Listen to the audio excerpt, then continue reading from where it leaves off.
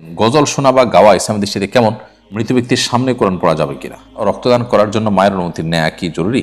মা যদি অনুমতি না দেন তাহলে কি রক্তদান করা যাবে? 4 রাকাত বিশিষ্ট সালাতে প্রথম রাকাতে সূরা ফাতিহা শুরুতে আউযুবিল্লাহ সহ বিসমিল্লাহ পড়ি। পরের 3 রাকাতেও কি আউযুবিল্লাহ সহ বিসমিল্লাহ পড়তে হবে নাকি শুধু বিসমিল্লাহ পড়লেই হবে? আমার শিশু সন্তানকে মোবাইল থেকে দূরে রাখতে পারি না, কিভাবে তাদেরকে মোবাইল থেকে দূরে রাখবো? গজল শোনা বা গাওয়া ইসলামের দৃষ্টিতে কেমন? বনসানজিদা, গজলে যদি মিউজিক না থাকে তাহলে সেক্ষেত্রে খালি গলায় আপনি গজল গাইতে পারেন, এবং সেটা যদি অর্থের মধ্যে খারাপ কিছু না থাকলে আর এটা নিজে খালি গলায় গাওয়া বা বলা, নিজের মধ্যে চর্চা করা এটা নিষেধ নয়। তবে মিউজিক্যাল ইনস্ট্রুমেন্টের ব্যবহার যেন না থাকে সেটা লক্ষ্য রাখতে হবে। মৃত ব্যক্তির সামনে কোরআন পড়া যাবে কিনা? মৃত ব্যক্তির সামনে কোরআন পড়তে কোনো অসুবিধা নেই, বিধি নেই, নিষেধ নেই। তবে মৃত ব্যক্তিকে শুইয়ে তার লাশের সামনে ভাড়াটিয়া কোরআন তেলাওয়াতকারীদেরকে এনে কোরআন পাঠ করানো হয়। হয়তো মনে করা হয় যে এটা তিনি শুনতে পান, এটা তারা কোনো উপকারে আসবে, এবং তার সম্পদ থেকে বা তার আত্মীয় স্বজন লোকজনকে কোরআন কারিমে তেলাওয়াতের উদ্যোগ নিয়ে তার উপকার করছেন, এরকমটি মনে হতে পারে। মূলত কোরআনে কারিমের তেলাওয়াত যিনি করবেন তিনি পাবেন। আল্লাহ বলেছেন, লাইসাল ইনসান ইল্লা মা সা, মানুষ তাই পাবে যা সে চেষ্টা করেছে। অতএব মৃত ব্যক্তি তার লাশের কাছে কোরআন তেলাওয়াত করার কোনো অর্থ নেই, বরং তার জীবদ্দশা তাকে কোরআন শোনানো গেলে সেটা ভালো হতো, কোরআনের দিকে আহ্বান করা গেলে সেটা ভালো হতো। এখানে শিক্ষা নিয়ে আমরা জীবদ্দশাতে কোরআনকে শিখি, কোরআনকে জানি, কোরআনকে বোঝার চেষ্টা করি এবং আমল করার চেষ্টা করি। মরার পর আমাদেরকে লাশে পাশে কোরআন তেলাওয়াত করলেও আমাদের এই তেলাওয়াত কোনো আল্লাহর আযাবকে বন্ধ করতে পারবে না বা আমাদের আল্লাহর কাছে সওয়াব মর্যাদা বাড়াতে পারবে না। অতএব মৃত ব্যক্তির সামনে ওই উদ্দেশ্যে কোরআন তেলাওয়াত, আমাদের সেটা সঞ্চয় কোরআন তেলাওয়াত হয়, টাকা পয়সা বিনিয়োগে কোরআন তেলাওয়াত হয়, সেটা কিন্তু জায়েজ নেই।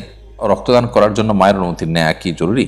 মা যদি অনুমতি না দেন তাহলে কি রক্তদান করা যাবে? ভাই ইয়াসিন, রক্তদানের জন্য মায়ের অনুমতি নেওয়া দরকার নেই। তবে আপনার মা যদি নিষেধ করেন রক্তদানের ক্ষেত্রে, তাহলে সেক্ষেত্রে আপনি যাকে রক্ত দিতে যাচ্ছিলেন তাকে আপনি রক্ত না দিলে যে তার ব্যাপক কোনো সমস্যা হয়ে যাবে এরকম না। এ পর্যায়ে যদি হয় তাহলে আপনি এখানে রক্ত দিবেন না, কারণ মায়ের নির্দেশ পালন করা তো আপনার জন্য অধিকতর গুরুত্বপূর্ণ। আর রক্তদানটা আপনার জন্য যে আবশ্যক না, কারণ অন্য লোক আছে, অন্য কেউ হয়তো দিবে। সো সেটা এমন না যে লোকটার বাঁচা মরার মতো ব্যাপার। এক্ষেত্রে মা বাবার নির্দেশনাকে প্রায়োরিটি দিতে হবে। আমরা অনেকেই শরিয়ার প্রায়োরিটি, যে এই প্রায়োরিটিটা আমরা বুঝি না, যার কারণে কোনটাকে কখন আমরা আমলে নিব, কোনটাকে বেশি গুরুত্ব দিব, এটা না বুঝে আমরা সময় ভুল কাজ করে ফেলি। 4 রাকাত বিশিষ্ট সালাতে প্রথম রাকাতে সূরা ফাতিহা শুরুতে আউযুবিল্লাহ সহ বিসমিল্লাহ পড়ি।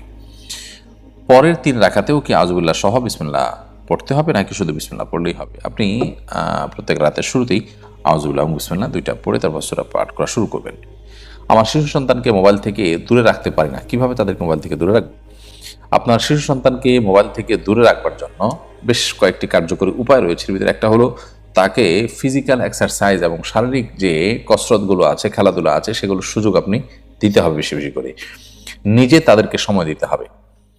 পরিবারের বাবা মা এবং ভাই বোন তারা যদি একান্তে পরিবারের শিশুদের সাথে, কিশোরদের সাথে সময় দেন এবং তাদের সাথে বন্ধুসুলভ আচরণ করেন, তাদের সাথে খেলাধুলা করেন, তাহলে সেক্ষেত্রে ডিভাইস থেকে কিছুটা হলেও তাদেরকে দূরে রাখা সম্ভব।